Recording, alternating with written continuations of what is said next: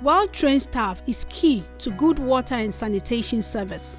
That's why Uganda's National Water and Sewerage Corporation teamed up with the IHE Delft and the Global Sanitation Graduate School to train a quarter of its staff.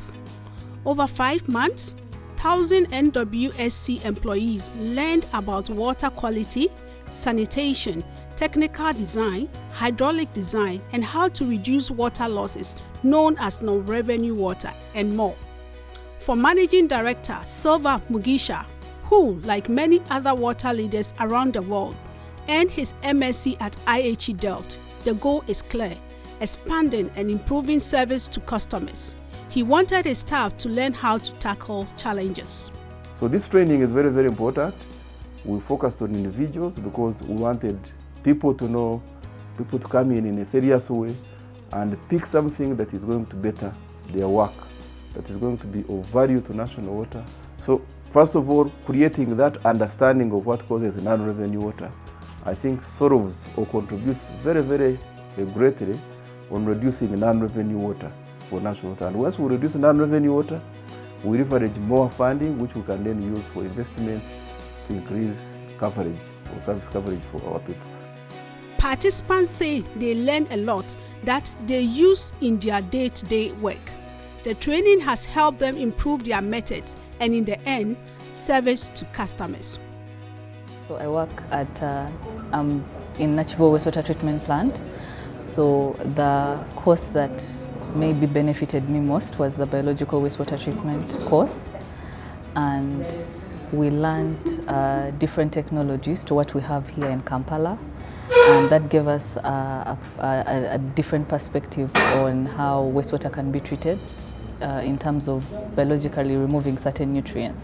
Now we have more knowledge and we have more insight in how we can organize our systems or how to use certain aspects of what we learned to improve the way we are treating the wastewater.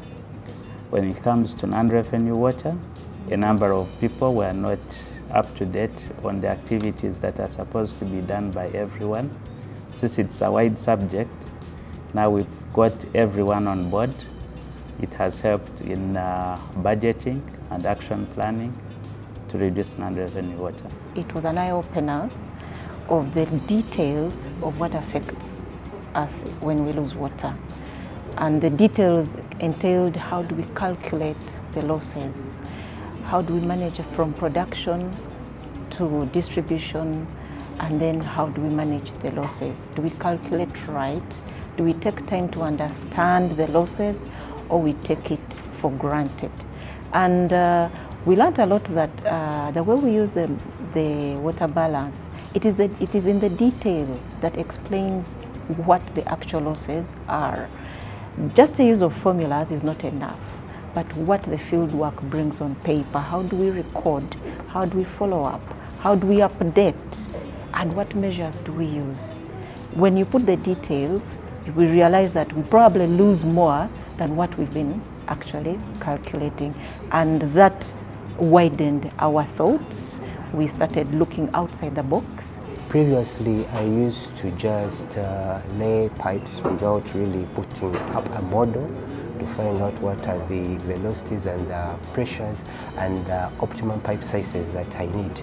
But right now, I can now get my own model that I can model, and I can know what are the optimum pipe sizes, what are the pressures that I can use at whichever point that I'm designing in the model, which is far helpful to me compared in the past. Participants say what they learned helps them to do their jobs better, which will benefit National Water and its clients. Now that we have the skill, now we've learned this skill, we are in a better position to do better, and thereby we shall improve the services of our customers.